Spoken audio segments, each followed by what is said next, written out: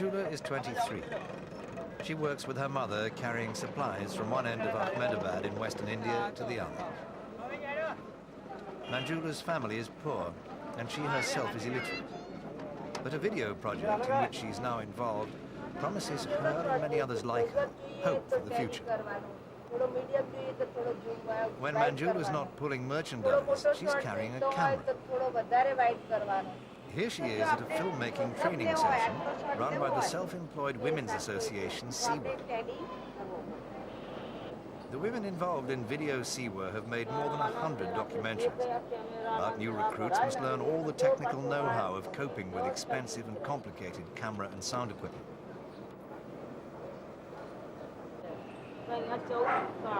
The Sewa project recruits all its trainees from among the most underprivileged in Abmedabad. Like this pupil-turned-teacher, Leela Ben, who first joined the scheme nearly 10 years ago.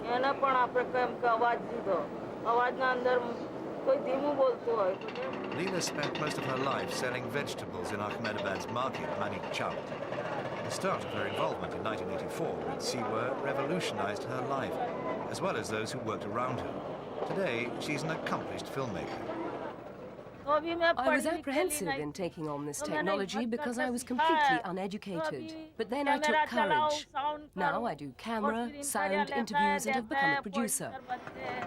When the police wanted the market traders removed to give way to the traffic, Leela Ben made a documentary about the people who made a living in the market. It was her film that won the case for the traders in India's Supreme Court to stay where they were.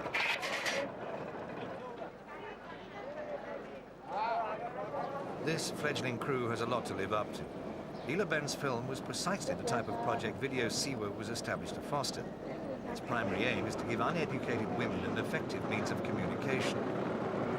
At this stage, though, these women are happy familiarizing themselves with their equipment by recording all the sights and sounds of the town street life. Sewa was established in 1972 to give women workers a sense of identity and importance.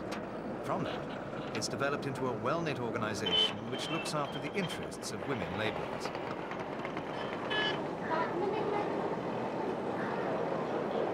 The video project is, according to Sewa's organizers, a vital part of the process of attaining recognition for the work women do in India.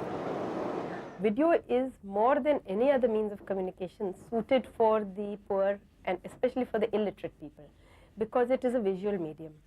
So we have found that women can't read. So if they need to communicate or if they need to be communicated to, then the visual medium is the only one that they can actually learn from. Nowadays, the term empowerment is used widely in the developed world. But the Sewa organization can claim that it's been putting the principle into practice for years. Here, women who've enrolled in Sewa's literacy workshops are filmed by the trainees introducing themselves to colleagues. They later watch the tape to see how, despite their illiteracy, they are able to communicate effectively. The students and their teacher are off again on yet another project, this time to record the working conditions of Abmedabad's cement bag laborers, many of them small children. They work long hours for poor pay. These are some of India's so-called invisible workers, who have consequently no recognition, no rights, and no protection. The aim is that the video will be seen by those with power and influence in government, both regionally and nationally, to ensure that things change for the better.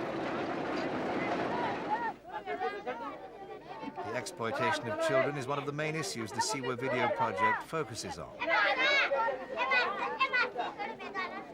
Working for a pittance, these children forfeit their childhood and education as their little fingers work furiously to make joss sticks. Years of opportunity roll away. The various jobs within the video crew are interchangeable. The only thing that matters is getting the message across. Part of the Sewa concept is not to create any sense of hierarchy between the women involved. Back at base, the hard work starts, viewing hours of tape, which are called rushes, and developing an idea of how the story should be edited into a concise 5 or 10-minute feature.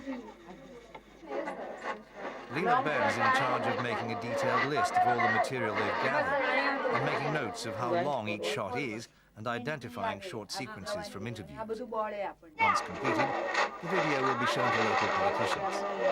That is basically our main objective, to reach the policy makers, because generally what happens is that the policy makers, they do not know that this work is there. The work is not visible.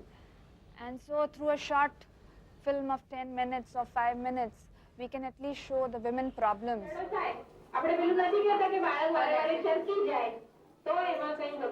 Sewa also focuses on health issues. Here, women are shown a video warning of the dangers of rapid dehydration and taught ways of rehydrating a patient quickly. The power of television and its message is etched on all their faces. Just the act of watching a 5-minute program could one day save a life.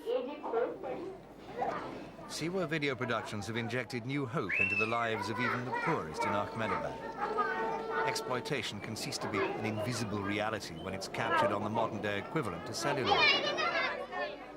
For child labourers, there's the promise that the new video will persuade the local authorities to return to them the chance to go to school. Sewa continues to battle on their behalf and on behalf of all the underprivileged in Abmedabad for the right to be recognised as a trades union. Only then can it attain the political pressure it needs to force reform for the benefit of India's exploited workforce.